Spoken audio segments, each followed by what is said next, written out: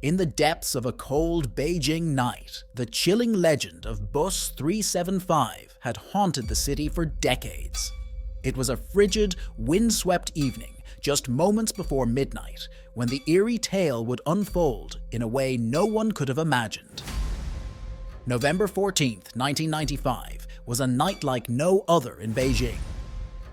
The city lay under a blanket of darkness.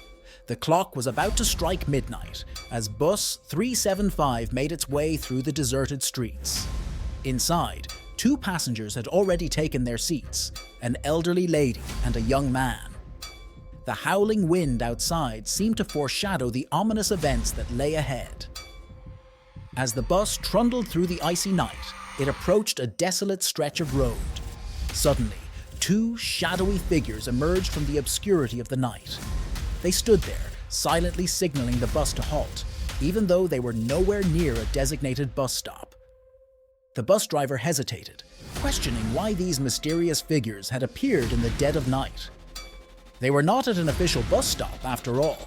However, a sense of mercy and the biting cold convinced the ticket conductor to urge the driver to stop and allow the enigmatic passengers on board. As the two shadowy figures stepped onto the bus, an eerie hush fell over the interior. The passengers couldn't help but notice their peculiar attire, regal robes that harkened back to the Qing dynasty.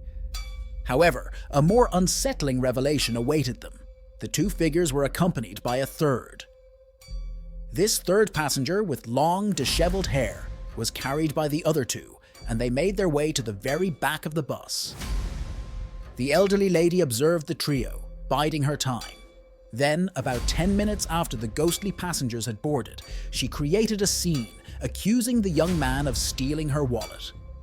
Amidst the chaos, she dragged the bewildered young man off the bus, demanding him to go to a nearby police station with her.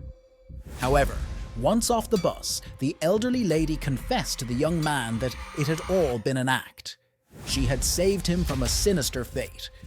She explained that she had seen the wind lifting the robes of the enigmatic passengers, revealing their spectral forms. They had no legs. The passengers were not living, but spirits, perhaps vengeful and malevolent. The following day, both the bus driver and ticket conductor were reported missing, sending shockwaves through the city. 2 days later, Bus 375 was discovered, abandoned and alone, more than 100 kilometers from its intended destination at Fragrant Hills.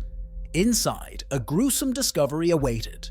The fuel tank was filled with blood, not petrol, and 3 badly decomposed bodies were found on board.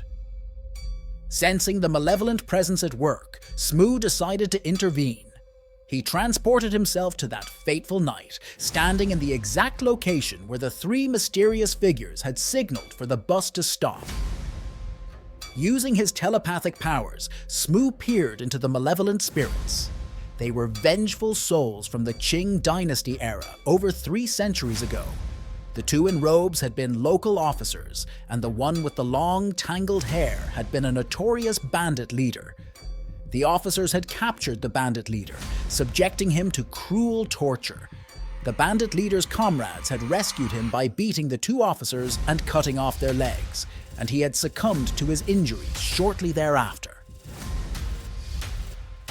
The 3 spirits had wandered the realm of the living, seeking to recruit more souls into their torment. They haunted the late-night buses, luring unsuspecting passengers to an unspeakable fate. As the vengeful spirits attempted to scare Smoo away, his golden eyes blazed with power. Using his telepathic abilities, he banished the trio of malevolent spirits into the nether realm, where they belonged. Their shrill, unearthly cries echoed through the night as they were cast into oblivion. Thanks to Smoo's intervention, the trio never boarded Bus 375 that night, averting the impending tragedy. With the spirits vanquished, a sense of peace washed over the city. As Smoo returned to the present, his triumphant meow meow echoed through the streets of Beijing. The chilling tale of Bus 375 had finally been laid to rest, and the city could breathe a sigh of relief.